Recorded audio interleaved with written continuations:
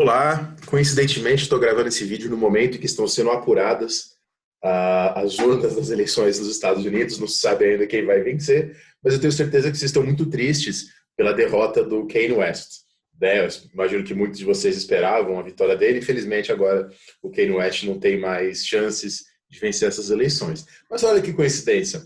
Falaremos agora sobre a independência dos Estados Unidos, a independência das 13 colônias, para sermos mais corretos do ponto de vista histórico, porque não era Estados Unidos, ainda vai demorar um pouquinho para ser Estados Unidos aquilo lá. E nós faremos uma discussão, então, sobre esse tema. Vou dar o bom e velho share screen. Faremos, então, uma discussão sobre esse tema, buscando mostrar vários pontos de vista, várias perspectivas e também apresentando uma narrativa sobre o assunto. Como eu costumo fazer, eu vou tentar alternar, como fizemos com a Revolução Inglesa, como faremos com a Revolução Haitiana e como faremos com a Revolução Francesa, alternar uma narrativa caretona dos fatos com uma discussão historiográfica e com alguns problemas que envolvem isso daqui. Né? Então, História Moderna 2, vamos falar sobre a Revolução Americana ou a independência das 13 colônias. Bom, até o nome Revolução já pressupõe um posicionamento historiográfico específico. Começo com uma citação desse livro, Nós, né? Acho que muitos de vocês, o pessoal que gosta aí de utopias, distopias, talvez conheça esse texto, George Orwell, né? Gostava. Você se dá conta de que isso que está sugerindo é uma revolução? É claro, é revolução. Por que não? Porque não pode haver uma revolução. Nossa revolução foi a última e nunca mais poderá haver outra. Todo mundo sabe disso. Meu querido, você é um matemático. Diga-me qual é o último número. Mas isso é um absurdo, os números são infinitos. Não pode haver um último número. Então, por que você está falando de uma última revolução? A ideia de uma revolução como um processo praticamente permanente, né, que é colocado aqui. E veremos que algumas das discussões que faremos têm a ver com isso. Tá? Aqui é um livro famoso, né, que editou uma edição famosa, uma compilação famosa de cartas do Thomas Jefferson com Abigail Adams e com John Adams. Né? E algumas frases que eu tirei desse livro aí, dessas cartas. Bom, numa das cartas que o John Adams enviou para o Thomas Jefferson em 1825, quer dizer, depois que a independência já tinha sido feita, a Constituição já estava proclamada e tal, o que foi promulgada? O que foi a Revolução? A guerra não foi a Revolução. Foi apenas um efeito e uma consequência da Revolução. A Revolução aconteceu na mente das pessoas entre 1760 e 1775. Aliás, o texto do Bailyn, que vocês leram, é sobre isso. Porque o Bailyn cita essa carta também. Né? Bastante gente cita essa carta. Então, quer dizer, havia uma consciência das pessoas de que houve uma transformação no campo das mentes, das ideias, a partir da década de 1760, nas 13 colônias. Tá? Aqui uma outra carta do John Adams, na qual o John Adams diz assim: tu e eu, né, para o Thomas Jefferson, tu e eu, meu querido amigo, fomos mandados para a vida numa época em que os legisladores da antiguidade gostariam de ter vivido. Muitos poucos da raça humana já desfrutaram da oportunidade de ter que escolher a sua forma de governo. Fantástica essa carta do John Adams. Aqui o John Adams mostra uma consciência de que ele está vivendo um momento excepcional. Tá? Então, primeira consciência de que houve uma transformação nas mentalidades, nas ideias. Segunda consciência de que este é um momento novo. Tá? E essa consciência é provada por vários textos da Revolução Francesa, da Revolução Haitiana, da Revolução Norte-Americana. A Era das Revoluções é um período em que as pessoas têm consciência de estar vivendo algo totalmente novo. É claro que aí a gente começa a discutir o quanto dessa consciência é auto-engano também. Tá? Eu acho que tem parte de autoconsciência e parte de auto-engano. Um outro historiador que eu gosto muito, tá aqui, curiosamente, o Gary Nash, tá? Já está velhinho, né? Mas é um ótimo historiador que faz uma história bem crítica, né, da independência dos Estados Unidos. Aqui, a The Anglo-American Revolution, do Gary Nash, texto de 2005. Tá maravilhoso, viu? Até tô olhando aqui, vontade de ler de novo. Mas o Gary Nash, ele cita uma carta do Benjamin Rush, que é o Benjamin Rush, é um médico, e é um dos que assinam também a Declaração de Independência dos Estados Unidos, um dos 52. Diz o Benjamin Rush: a guerra norte-americana terminou, mas esse está longe de ser o caso da Revolução Americana. Pelo contrário, nada além do primeiro ato de um grande drama acaba de se encerrar. E essa é um pouco a perspectiva que eu vou adotar, a do Benjamin Rush, tá? De que há uma Revolução Americana, de que esta Revolução Americana é a revolução em grande medida porque ela abre possibilidades. Porque muitas pessoas verão nesta revolução a abertura de uma série de possibilidades. Há muitos fechamentos também. Tá? Não estou negando isso e não devemos negar isso, devemos ter consciência disso, de que há fechamentos ali, mas de que há muitas aberturas. Tá? E não nos esqueçamos, as grandes lideranças desta Revolução Americana não são democratas. Tá? O Hamilton vai dizer, a nossa verdadeira doença é a democracia. Tá? O Thomas Jefferson, o George Washington, o Alexander Hamilton, o próprio Benjamin Rush, tá? O John Adams, tá? Adams, né? Que faltou essa. O John Adams, todos esses grupos, essas grandes lideranças, esses founding fathers, eram contrários à democracia. Justamente a ideia de colégio eleitoral, né, que a gente está vendo agora as pessoas falando na televisão, ela vem como uma ideia, ela é criada como uma ideia antidemocrática, para barrar, para frear os excessos da vontade da maioria. Tá? Tudo bem, naquela época, inventar o colégio eleitoral não tinha nada de estranho. Na verdade, essa é a regra do mundo, né? Criar instituições para frear o que eles chamavam, o que eles vão chamar depois de o despotismo da multidão, despotismo da maioria, veremos isso bem, quando a gente falar dos federalistas. Mas, naquela época, isso era bem comum. Agora, o estranho é isso durar até hoje. Tá? Esse tipo de coisa bizarra, né? Então, assim, eles se chamarem de a maior democracia do mundo, os pais da democracia, claro que tem uma certa verdade, na medida que a Revolução Americana influencia várias outras revoluções, tem toda uma abertura ligada a ela, nesse sentido é verdade, mas em outra medida, desde dessa época de antes e até os dias de hoje, é uma democracia permeada por elementos fortemente antidemocráticos. E o colégio eleitoral é um deles. Tá? Esse sistema eleitoral aí que vocês estão vendo. A democracia é impraticável. Um governo democrático representativo parece uma boa ideia, mas não a democracia. Né? Então, quer dizer, governo democrático representativo, aí ele está se referindo aí a todos esses freios ao despotismo da multidão. Então, todos eles, Hamilton, Thomas Jefferson, tá? Benjamin Franklin, todos eles acreditavam em necessários freios para essa vontade popular, com exceção de um, tá? Que é tão importante quanto esses, como eles próprios a conheciam, como veremos, mas que não entrou para o panteão dos Founding Fathers, justamente porque era democrata, porque era contra a escravidão e, mais importante, porque não era cristão. Ele achava a Bíblia uma grande bobagem, cheia de problemas, que é o Thomas Paine. Tá? Ele era o único desses que vai, de fato, no final da vida, chegar ao voto universal. Mas durante a independência dos Estados Unidos, o Paine ainda não defende, pelo menos publicamente, embora haja muitos que digam que ele já defende, mas não sei. Ele não defende ainda publicamente o voto universal, nem o voto feminino. A abolição da escravidão ele já defende desde jovem, né, o Thomas Paine. Mas esse é um dos motivos pelos quais o Thomas Paine geralmente não está nesse panteão. E, pelo contrário, é o motivo pelo qual o Thomas Paine tem sido tão recuperado até os dias de hoje. Né? É o Founding Fathers, os movimentos sociais, geralmente falam mal de todos os Founding Fathers, com razão. Né? A Jefferson, George Washington, todos tinham escravos e tal. E o Paine não. Né? O Paine geralmente fica como desculpado nesse contexto. Tem algumas coisas para a gente pensar, né? Porque o Paine, sendo crítico ao Paine, circulava, né, no meio deles, convivia com Thomas Jefferson, enfim, vamos falar sobre isso ao longo da aula de hoje. Aqui, então, é muito importante, e eu já estou falando isso de cara para que vocês se previnam em relação a isso, muito importante que vocês tenham consciência de que a partir do século XIX se desenvolve nos Estados Unidos, eu coloquei o texto da Mary Ann como obrigatório para vocês terem consciência disso, a partir do século XIX, desenvolve-se nos Estados Unidos aquilo que a historiografia chama de uma narrativa da nação. Tá? Que é uma ideia nacionalista, né, de nacionalismo, ancorada nos pais fundadores. Tá? É uma ideia de que a história americana, e sobretudo a história da independência, né, é uma história solar, é uma história sem conflitos.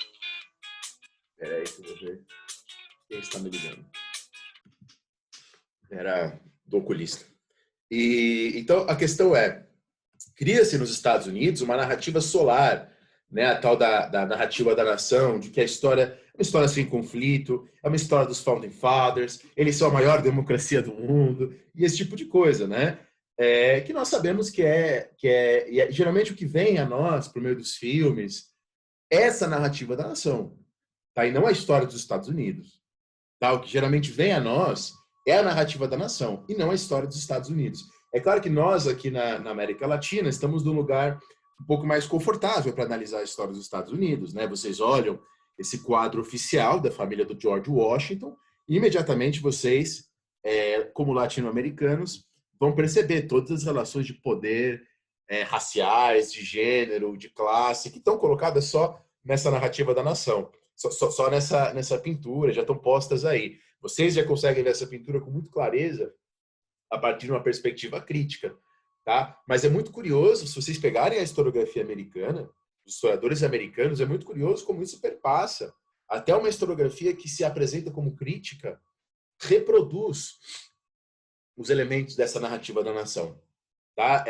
Sem perceber. Então, mitos, como a ideia da chegada dos peregrinos, mitos, né, como a fundação da Pensilvânia, enfim, é uma série de mitos que constituem essa narrativa da nação, que permeiam, inclusive, a historiografia. Claro que nos filmes são hegemônicos e tal, mas que até mesmo a historiografia frequentemente reproduz. Tá? E é por isso que, às vezes, as lideranças de movimentos sociais ao longo da história têm que lidar com essa narrativa da nação.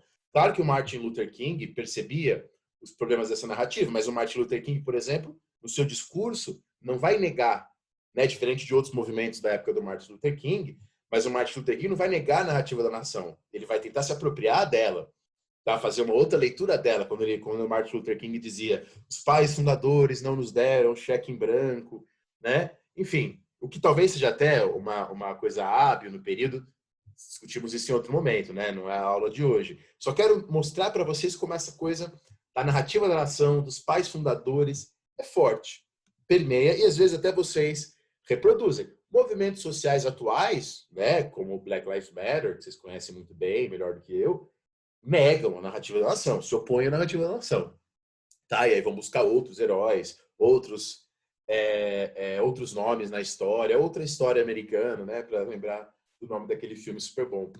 Então é isso, né? Bom, já começando a desmontar a narrativa da nação. 1776. Quantas colônias os ingleses possuíam na América? 13, professor? Claro que não. Tá? 27.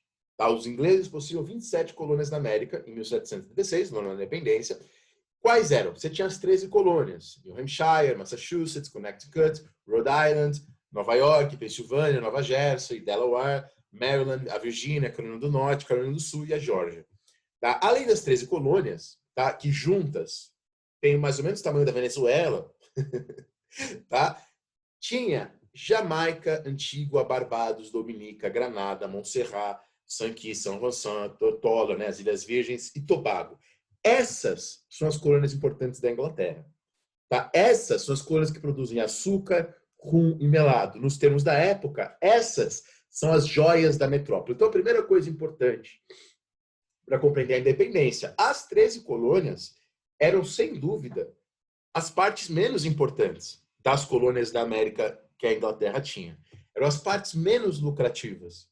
Tá? Então, nós não nos esqueçamos disso. Isso é a primeira coisa para desmontar a narrativa da nação. A narrativa da nação vai apresentar as 13 colônias como os Estados Unidos, e não é os Estados Unidos é outra coisa, tá? E vai apresentar, olha, estava lá escrito nas 13 colônias que elas seriam a nação mais poderosa do mundo, a grande democracia. Uma grande bobagem.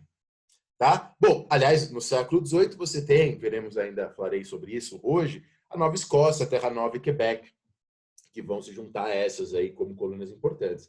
Então, primeira coisa, as 13 colônias não eram as joias da metrópole. Tá? Eram regiões, sem dúvida, menos importantes. O Bernard Bailey, o autor da aula de hoje, que inclusive é alguém muito bom, mas que também reproduz um pouco a narrativa da nação, embora seja um dos maiores historiadores do século passado, sem dúvidas.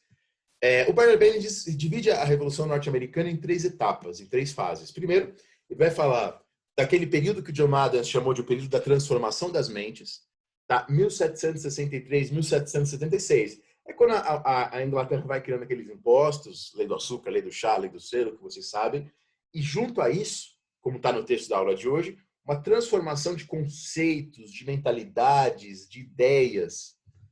Bom, depois temos um segundo período, que é quando você tem a guerra, e ao mesmo tempo que você tem a guerra, você tem do ponto de vista das ideias, a exploração de novas possibilidades, limites, as constituições estaduais. Depois, você tem uma terceira fase, que é quando você tem a redação e o debate da Constituição. Tá? Termina com a Constituição, em 1787, e com George Washington presidente, primeiro presidente dos Estados Unidos, em 1789. Então, veja, que é muito importante que vocês às vezes não sabem, são mais de 10 anos entre a independência e a existência de um presidente. É o período da guerra, é o período da confederação, é o período no qual não há um Estados Unidos colocado como realidade. Há uma grande discussão, um grande debate, que é o tema da nossa próxima aula. Tá? E esse grande debate termina com a Constituição, a qual para muitos é, na verdade, uma espécie de contra-revolução. A Constituição dos Estados Unidos. Como assim? Uma contra-revolução? Porque, de fato, ela é menos, ela abrange muito menos, uma quantidade muito menor de possibilidades do que aquelas que estão colocadas nesse período. Bom, algumas questões, então, para introduzir. Já estou introduzindo, né? Cuidado com o ativo da nação. Lembremos que as 13 colônias não eram as mais importantes. Aqui, para quem não sabe, muitos de vocês já sabem disso, né? Mas para quem não sabe, o mapinha didático para você, que é importante você entender algumas coisas aqui da aula de hoje. Por exemplo, entender a existência ali dos Montes Apalaches, que vão lá do Maine até a Geórgia.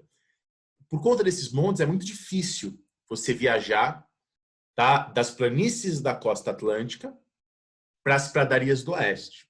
Tá? É uma separação natural que vai desempenhar um papel nessa aula de hoje. Ali do outro lado, isso vai desempenhar um papel mais nas aulas futuras. Tá? Você tem as cordilheiras das Cascatas e Serra Nevada, que também, no sentido inverso, desencorajam as viagens para o leste. E entre elas, as terras áridas da Grande Bacia e do Grande Lago Sagrado. Tá? Os desertos áridos das grandes planícies com pouca madeira encorajam o uso do cavalo, tá? Então é possível usar o cavalo, já que são grandes planícies, tá? Pelos indígenas, e depois do arame farpado, pelos colonos, a pouca madeira.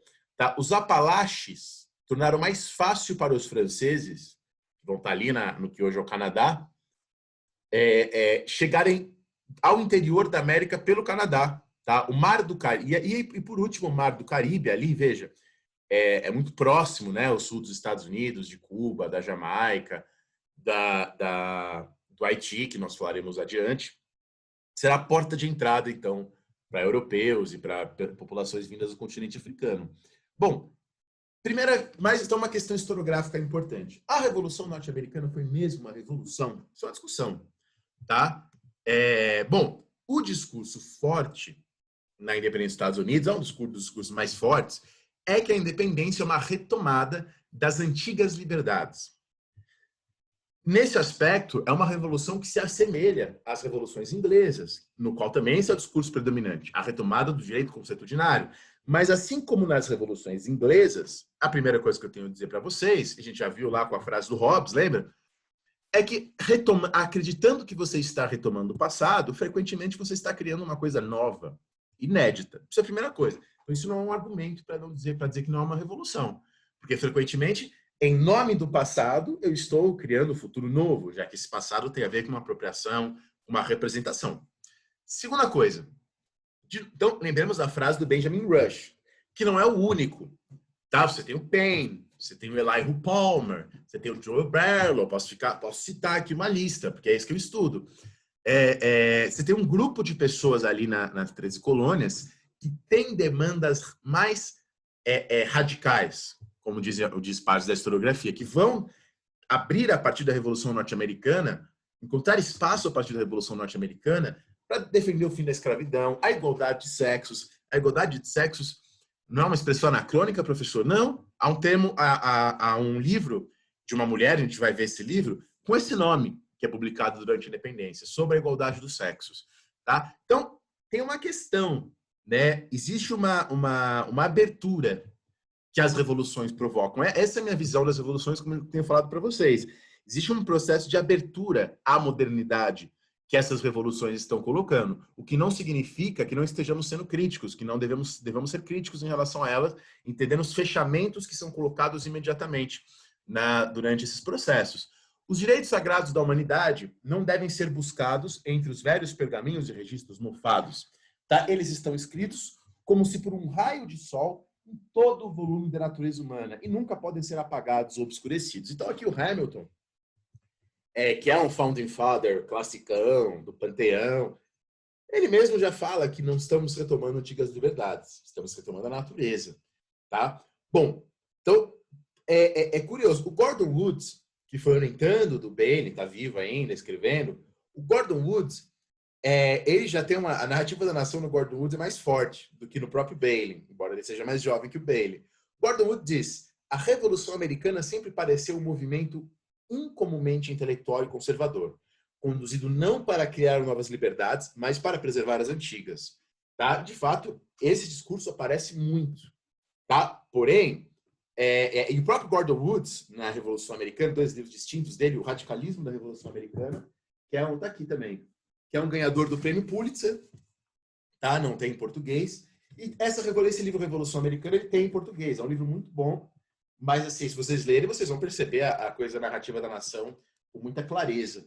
Tá? Na Revolução Americana, o Gordon Woods diz assim, afirmações como essas, a Revolução Americana não libertou os escravos, a Revolução Americana não promoveu igualdade política para as mulheres, são afirmações anacrônicas, não podemos exigir isso da época. Discordo profundamente do Gordon Woods. Se fosse só eu, não seria importante. Mas toda uma historiografia discorda. O Jonathan Israel, que a gente já viu, no livro dele, O Iluminismo Radical, ele fala, muitos norte-americanos, e eram mesmo, em 1800, eram suficientemente radicais para desejarem a influência da aristocracia ocidental diminuída, a escravidão negra abolida, as populações ex-escravizadas integradas na sociedade e um sistema de educação universal garantido. De fato, há várias pessoas com essas demandas. Tá? O Gary Nash também estudou bastante, né? Tem um artigo aqui que eu deixo indicado, quem quiser, vocês acham aí no Sci-Hub, fácil, tá? Justamente sobre o papel, né, dos afro-americanos, né, dos negros na Revolução, tá? No período revolucionário, que é um papel importante. Você tem milhares, né, de ex-escravizados, de escravizados que lutam na independência dos Estados Unidos. Inclusive, você tem uma exploração nesse sentido. Você tem pessoas do norte que enviam, tá, os seus escravizados para lutar em seu lugar. Bom, quando começa... Então, você teve aí um grande debate, né? Um grande debate sobre a independência dos Estados Unidos. Outro debate, esse aí menos importante. Quando começa a independência? Começa na interferência de 1765, começa na famosa Batalha de Lexington, em 1775, começa na Declaração de Independência de 1776, mas mais fundamental, quando termina a Revolução Norte-Americana? No Tratado de Paris, de 1783, que é o fim da guerra, na Constituição Americana, de 1787, na ascensão de George Washington, de 1789, na Segunda Guerra de Independência, esse daí é mais fraco, né? Que a Segunda Guerra de Independência quase não foi uma guerra, de 1812, na Guerra Civil, de 1861, 65, na Conquista dos Direitos Civis, de 1968, não terminou ainda, tá? Quando ainda existe colégio eleitoral, quando ainda existem vários mecanismos de freio à democracia. Aliás, é uma coisa que eu descobri só no pós-doutorado, que eu só comecei e não terminei o pós-doutorado, que eu vim para cá, para Brasília. Durante a independência dos Estados Unidos, isso é bem sintomático desse meu argumento, durante a independência dos Estados Unidos, várias pessoas já falavam que cedo ou tarde, devido à escravidão, as 13 colônias, agora 13 estados, futuramente Estados Unidos, vivenciarão uma guerra civil. Tá? Veja, o Tocqueville fala isso na década de 1820, mas já no século XVIII tem gente falando em guerra civil. Tem gente falando que a guerra civil virá. Tá? O Michael Hale, historiador que tem um livrinho bem pequenininho, que está traduzido para português, A Revolução Americana, ele fala, a revolução ainda está por completar-se, né? E ele acredita que a revolução só irá estar completa quando tivermos a plena integração de homossexuais, idosos, hispânicos, quando todas as diversidades estiverem contempladas. Tá? Outra discussão, a Constituição é revolucionária ou contra-revolucionária? Porque, veja, você tem as demandas dos antifederalistas, além das demandas federalistas, né, que da Revolução Americana. Agora, olha que interessante, os federalistas estão traduzidos em português há muitas décadas. Você tem há muitas décadas os federalistas traduzidos. Tá? Os antifederalistas, o outro lado do debate, foi traduzido em 2020. Tá? Acabou de lançar, faz algumas semanas.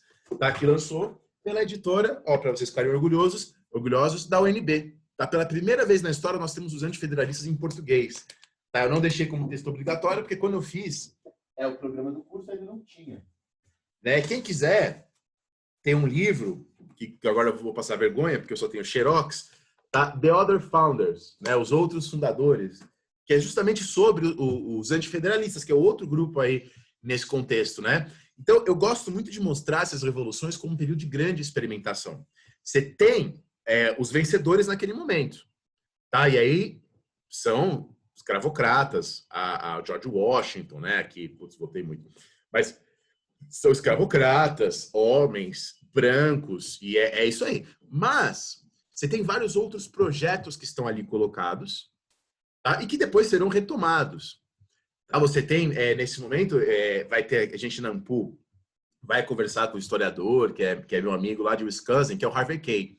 Tá, meu amigo, assim, é um cara que tem o triplo da minha idade, né? Quase, mas a gente conversa direto. E ele é especialista também no Thomas Paine, daí vem nossos assuntos. E o Harvey Kay, ele fica toda hora usando o Paine para tentar defender a ideia de uma social-democracia americana. Ele usou o Paine para a defesa do Bernie Sanders, né? Do Bernie Sanders naquele momento. Enfim, então é muito importante a gente entender as outras independências, porque isso não é só também uma coisa do momento. Essas outras independências hoje também são alvo, tá, de apropriações. Bom, o que é uma revolução? A gente viu na última aula a definição do Palmer, né? A gente viu que para o Palmer tem-se uma situação revolucionária quando há um momento em que a confiança na justiça ou nas autoridades está enfraquecida. As antigas lealdades, as antigas obrigações, as antigas leis, os antigos superiores são vistos como imposições, coisas arbitrárias, obrigações. Então, a vida política é entendida como uma opressão. As fontes existentes de prestígio não são mais vistas como merecidas. As antigas fontes de riqueza e lucro agora parecem injustas. O governo parece distante, alheio aos governados e não parece os representar. Tá? Numa situação como essa, o senso de comunidade se perde, os laços entre as classes se tornam inveja e frustração. No caso da Revolução Americana, especificamente, essa definição é muito rica e muito verdadeira. Tá? No caso da Revolução Americana, isso acontece. Talvez isso é até uma crítica a fazer com o Palmer. O modelo do Palmer de revolução é o modelo americano. Tá? No caso, então, da independência das 13 colônias, isso é bem... isso se adequa bastante. Tá? O que é democracia? Por que chamamos esse período de era das revoluções democráticas? Né? Chamamos, o Palmer chama. Tá? É justamente não porque a democracia é um resultado imediato dessas revoluções, mas porque essas revoluções são importantes para a construção de uma ideia de igualdade, tá? Para a construção da ideia de que as várias formas de desigualdade não têm uma justificativa natural, tá? Contra os privilégios. É claro que as revoluções, todas elas, inclusive a francesa, terminam com vários privilégios ainda existentes, mas a ideia de igualdade permanece e se tornará importante e ainda é importante até os dias de hoje, né? Como nós vimos na última aula, essa é a ideia de democracia do Palmer, tá? Não exatamente a democracia como um tipo de governo, mas a democracia como um tipo de sociedade. E as revoluções nos ajudariam a criar esse tipo de sociedade na qual uma grande parte das pessoas acreditam que ninguém tem direito de ser superior aos outros por sua natureza. As revoluções teriam um papel nisso. Essa é a concepção tocquevilliana de democracia. A Revolução Norte-Americana foi conservadora, tá? Como vários gostam de dizer ainda hoje. Bom, diz o Palmer, isso aqui a gente não viu na aula passada. A minha crença é que a oposição a um tipo de revolução não é a razão para rejeitar todas as revoluções. O valor do conservadorismo depende do valor daquilo que será conservado. Assim como a revolução deve ser estimada de acordo com o conteúdo ético e a razoabilidade de seus propósitos, e nos termos das alternativas prováveis e das escolhas reais do momento. E o que realmente importa para um julgamento moral ou para uma decisão política não é a batalha entre o velho e o novo, entre o conservador e o revolucionário, mas o bem-estar dos seres humanos a partir das possibilidades nas situações particulares. Por que o Palmer está dizendo isso? Com quem que ele está dialogando ao escrever essas palavras? Muito importante que você entenda isso para você não descontextualizar e ficar tentando colocar ele em um debate que ele não estava. Ele está criticando toda uma versão da historiografia da Revolução Norte-Americana que diz que ali não houve revolução. Tá? Então, há toda uma vertente conservadora nos Estados Unidos que fala que a independência das 13 colônias não é uma revolução, justamente porque eles não querem admitir, eles não querem dizer, isso no contexto da Guerra Fria, por exemplo, foi muito forte, né, que os Estados Unidos nasceram de uma revolução. Tá? Eles querem dizer que não, foi só um movimento conservador, de retomada das antigas liberdades e de oposição ao Estado. Tá? Essa versão de movimento conservador, que retoma liberdades antigas e que se opõe ao Estado opressor, tá? É uma versão da independência dos Estados Unidos que convém, tá, a grupos conservadores. E aqui o Palmer está se opondo a essa visão, dizendo que não, que o que houve ali foi uma revolução. Porque ela tem impactos sociais, políticos enormes na posteridade, porque ela é de fato uma grande ruptura. Tá? O Gordon Wood é um grande historiador, tá? Eu estou falando mal dele justamente porque ele é um cara muito importante e que a gente discorda. Tá? O Gordon Wood, ao falar na Revolução Norte-Americana, ele falará de rupturas. Ele vai defender a tese, como Palmer defende, como Bailyn defende, de uma revolução. Agora, se pega um historiador como Jack Green, tá? Que faz um trabalho fundamental de lembrar que a independência das 13 colônias não está isolada, tá ligada a várias outras independências também, que faz questão de lembrar as continuidades entre o período colonial e o período pós-colonial, e não as rupturas. Então vamos ler aqui um trecho do livro do Jack Green. Tá? Diz o Green, como durante a era colonial, eles mantiveram burocracias reduzidas, recusaram-se a sustentar exércitos e marinhas em período de paz e foram cuidadosos no financiamento das obras públicas. Como seus homólogos coloniais, a política continuou a ser um instrumento das antigas classes dominantes. Quer dizer, mostrando, enfatizando as continuidades, tá? E não as rupturas. Está longe de ser um drama isolado, isso aqui eu não tenho como não concordar. A revolução, a independência, se processa após uma disputa. Tá? Um disputado processo, acho que eu suprimi a palavra processo, alguma coisa assim, em 4 continentes e 3 oceanos. A Guerra Franco-Indígena, né, que está dentro do processo da Guerra dos 7 Anos. Tá? A Guerra dos 7 Anos, nas 13 colônias, é conhecida como Guerra Franco-Indígena, tá? A partir do que aconteceu só ali. Tá? Mas a Guerra dos 7 Anos, como vocês sabem, está em 3 oceanos, está em 4 continentes. Bom, na aula passada, a gente viu, né, a questão da América nas eras revoluções, da era das revoluções. Eu, Daniel, posso dizer que a minha posição na Revolução Norte-Americana, como alguém que também estuda esse tema, é uma posição de rupturacionista, enfim, é uma posição de ruptura moderada. Tá? Não acredito numa ruptura absoluta, não acredito que a Revolução Americana é a grande revolução, mas eu acho que há uma ruptura importante. Eu acho que há coisas novas, eu não consigo negar isso. A obra do Bailyn, a obra do Gordon Wood são muito profundas, são muito complexas, elas mostram, de fato, muitas inovações que eu não consigo negar. Então, eu acho que há rupturas, mas moderado, porque eu não acho que é a revolução que criou a liberdade, né? Claro que não, né? Não me entendo errado. Então, eu fico meio no caminho, no meio do caminho dessas duas posições. Eu compro um pouco esse discurso de que há continuidades, de que há coisas conservadoras no sentido de retomar antigas liberdades, mas de que há uma abertura muito importante na Revolução Norte-Americana. E um dos grandes argumentos para isso é que os franceses perceberam isso, os holandeses perceberam isso, os belgas perceberam isso, já vimos na última aula. Tá? Isso não é eu que estou falando. Tá? Na época, as outras nações, tá, perceberam a abertura que a Revolução Americana significava. E por isso que eu chamo de revolução. Mas vamos aprofundar isso, né? Para não ficar no achismo. Então, vamos começar, então, discutindo essa questão do Jack Green. Tem um texto dele em português, eu nem sabia que tinha em português, ou foi o Jonas, inclusive, que me chamou a atenção, chamado Tradições de Governança Consensual na Construção da Jurisdição do Estado nos Impérios Europeus da Época Moderna na América. Né? Um título barroco. Mas que é justamente pensando nas continuidades. Tá? Após a independência. Como nos outros casos americanos, as elites pensaram em independência apenas pouco tempo antes da declaração. Verdade. No segundo quartel do século XVIII, a tradição de governança consensual estava firmemente enraizada na América colonial inglesa. Verdade também. Agora, para eu falar, então a primeira questão da aula de hoje é essa: continuidades e rupturas. Para eu falar disso, continuidades e rupturas, eu tenho que falar um pouquinho do período colonial. Tá? Então vamos falar, para tentar desenvolver esse argumento e me contrapor também esse argumento, em parte, eu vou aceitar boa parte dele, mas não vou aceitar outras. Eu preciso voltar a explicar um pouco sobre a colonização, sobre o período colonial. Não é uma aula de história da América, né? Nós estamos aqui entendendo a era das revoluções dentro da modernidade.